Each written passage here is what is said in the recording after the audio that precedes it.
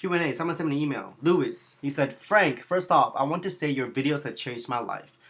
You're truly an inspiration, and I aspire to be as unfiltered and creative as you. I was wondering if you had any advice as to how to do this. I know that this life is just a frame in the entire time of the universe, and that I'll die very soon, and it's pointless to care so much about what other people think of me.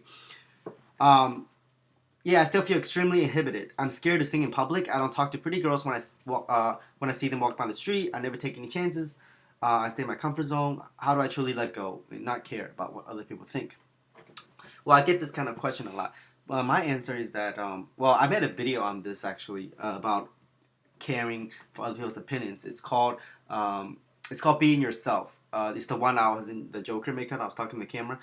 Basically, I was saying how as human beings, we're all pre-wired to want to care what other people think, because we seek, for approval. Like caring about other people's opinion of you is basically a really useful tool to have, so that you would fit in. Once you fit into a group, when people help you out, they protect you. You live in a group, your chances of survival increases. So it's an instinctual drive, well, not a drive, but just a instinctual need to want other people to think, like, to approve, to think like you're awesome, and to approve of what you do.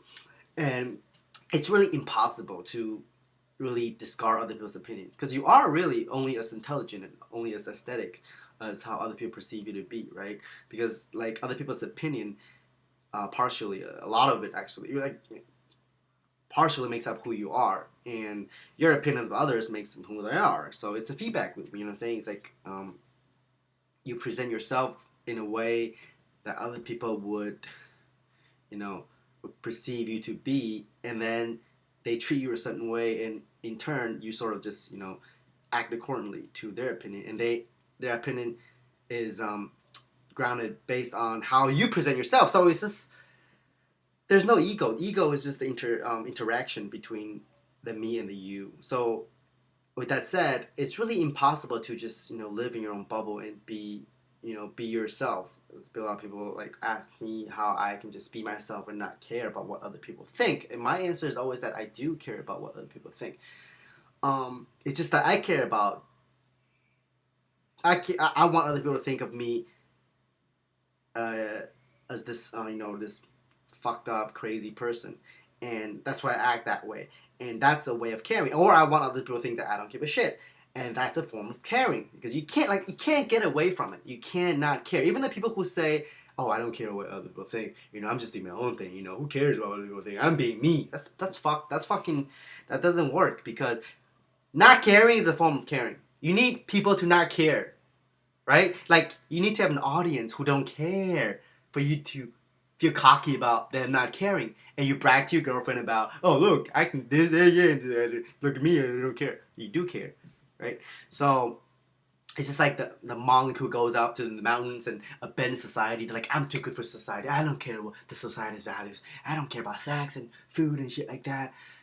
Well, you care about not caring. Your desire is to not desire, and to not have those desires, you have to have like the people who have those desires, so that you cannot have those desires, so you can separate separate yourself from the pack and feel superior about not being the pack. You know what I'm saying? So as social creatures, we all act for others, and the key is to change how you want others to perceive you, right? So for me, I want people to perceive me, like I said, as being this crazy person who don't give a shit. And if you have that mindset, then it becomes a lot easier, right? To do whatever you said you want. You wanted to sing in public and talk to girls on the street. See, I used to be really shy when I talked to girls too. Then I became like a fucking master. Like hooked up with like hundreds of girls in like over a year. It's just fucking amazing, isn't it? Like, so how did I do it? How did I become so inhibited? Well, I actually didn't care about getting rejected. I wanted to get rejected because I was getting too cocky. I was getting, green lights all the time from pussies, And then at some point I was just like, man, getting rejected is fun too. So like I had this mindset of, not caring at all of being rejected. But like I said again, that's still a form of caring. I wanted to get rejected. You see that kind of this reverse preserves what's that word? Perverse psychology here. I want people to think that I don't care. I want people to think that I'm crazy. I want girls to think that I'm ugly. I want girls to think that I'm not worth having sex with. So once you have that mindset, I don't know if how did I ever become to be like that? How did I frame my mindset to be like, I don't know, but that's how I do it, right? So once you have the mindset of actually wanting to be rejected for whatever reason, then it becomes easier. So the key is to not care. The key is to care, but care in a different way. Frame it however you want, right? Be creative. Come up with your own way to change that framework, right? So, and the other tip that I can give you is to start slow. Like, you want to sing in public, you want to talk to girls, right? Start practicing. Like, this is just like any other endeavor, any other, you know, activities you do in life, right? You just need more practice, like lifting. Practice.